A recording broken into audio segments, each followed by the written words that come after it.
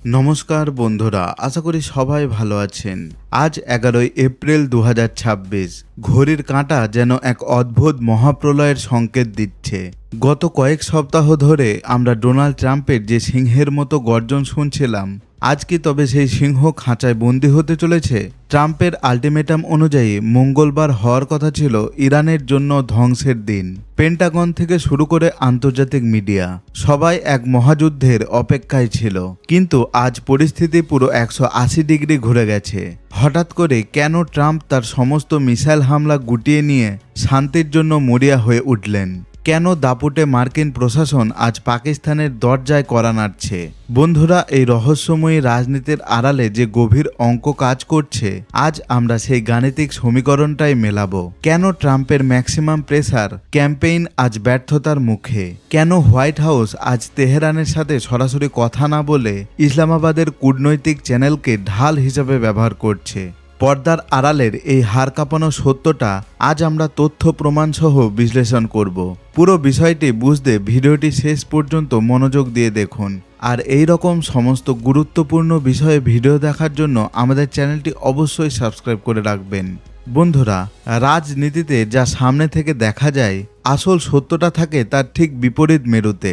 সাধারণ মানুষ হয়তো ভাবছে পাকিস্তান অনুরোধ করছে আর ট্রাম্প দয়া দেখিয়ে যুদ্ধ থামিয়েছেন, কিন্তু আসল সত্যটা অনেক বেশি নাটকীয় এবং কৌশলগত।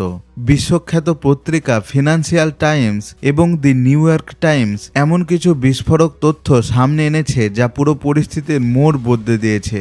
বিভিন্ন আন্তর্জাতিক গোয়েন্দা সূত্র অনুযায়ী ট্রাম্প ইরানকে যতটা ভয় দেখাচ্ছিলেন, পরিস্থিতির চাপে পড়ে তিনি নিজেই এখন কোণঠাসা। অঙ্কটা খুব সহজ। ট্রাম্পের সবথেকে বড় ভয় হলো তেল। তিনি খুব ভালো করেই জানেন, যদি ইরান হরমুজ প্রণালী সম্পূর্ণ বন্ধ করে দেয়, তবে বিশ্ববাজারে তেলের দাম কোথায় গিয়ে ঠেকবে? লোহিত সাগর এমনিতেই উত্তপ্ত, তার ওপর হরমুজ প্রণালীতে যুদ্ধের আগুন লাগলে আমেরিকার সাধারণ মানুষের জীবনযাত্রা থমকে যাবে। তেলের দাম বাড়া মানেই হলো আমেরিকার জনগণদের মধ্যে অসন্তোষের সৃষ্টি, যা রাজনৈতিকভাবে ট্রাম্পের গদিকে নাড়িয়ে দিতে পারে। তাই নিজের ইমেজ ধরে রাখতে এবং অর্থনীতিকে ধসের হাত থেকে বাঁচাতে ট্রাম্প এখন পাকিস্তানকে মধ্যস্থতাকারী হিসেবে ব্যবহার করে ইরানের সাথে একটি ফেস সেভিং বা সম্মানজনক সমঝোতার পথ খুঁজছেন।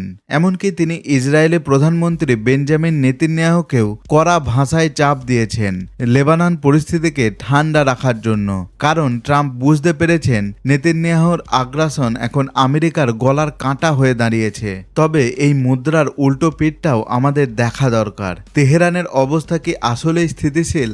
বন্ধুরা, আঞ্চলিক এবং বিভিন্ন আন্তর্জাতিক রিপোর্ট অনুযায়ী গত 40 দিনের সংঘাতে ইরান যে ক্ষয়ক্ষতির শিকার হয়েছে তা এক কথায় অকল্পনীয়।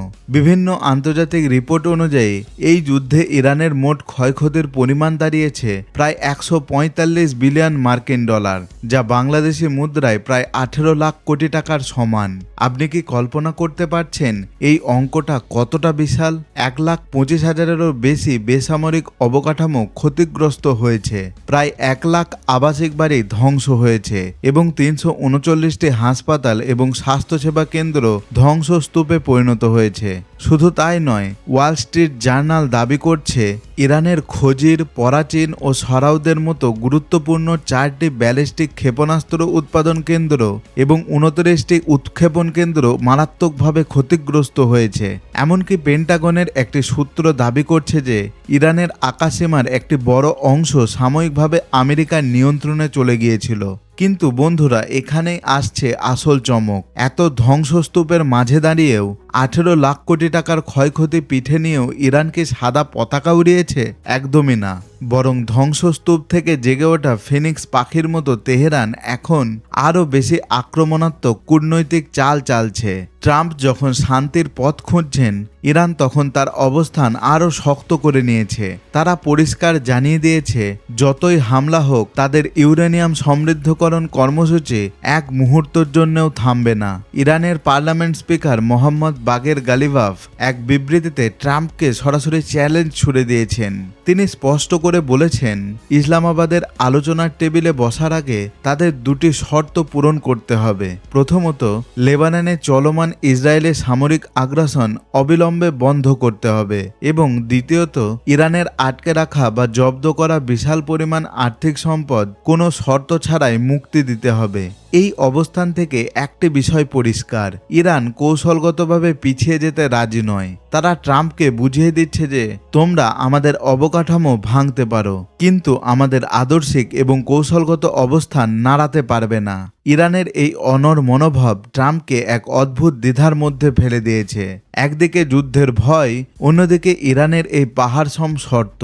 ট্রাম্প কি পারবেন এই ডেডলক ভাঙতে? এখন পুরো বিশ্বের নজর পাকিস্তানের দিকে, কারণ এই মুহূর্তে ইসলামাবাদে হয়ে উঠেছে বিশ্ব কূটনীতির এপিসেন্টার। আমেরিকার ভাইস প্রেসিডেন্ট জেডি ভ্যান্সের নেতৃত্বে একটি উচ্চ পর্যায়ের প্রতিনিধি দল সেখানে পৌঁছানো মানেই হলো পর্দার আড়ালে বড় কোনো লেনদেন বা বিগ ডিল চলছে। ট্রাম্প সরাসরি ইরানের সাথে কথা বললে তার স্ট্রংম্যান ইমেজ নষ্ট হবে, তাই তিনি পরোক্ষ পথ বেছে নিয়েছেন। তবে এই খেলায় সবচেয়ে বড় বাধা হয়ে দাঁড়াতে পারেন নেতানিয়াহু, কারণ তার ব্যক্তিগত রাজনৈতিক স্বার্থ ট্রাম্পের এই শান্তি পরিকল্পনার সাথে সাংঘর্ষিক। সবশেষে প্রশ্ন একটাই, এটা কি ট্রাম্পের চূড়ান্ত পরাজয় নাকি নতুন কোনো কৌশলী চাল? 18 লাখ কোটি টাকার এই বিশাল ক্ষত ইরান কি সহজে ভুলে যাবে, নাকি এই আলোচনা কেবল বড় কোনো ঝড়ের আগের নিস্তব্ধতা? এই লড়াই শুধু অস্ত্রের না, এটা ক্ষমতার ভারসাম্য বদলের লড়াই।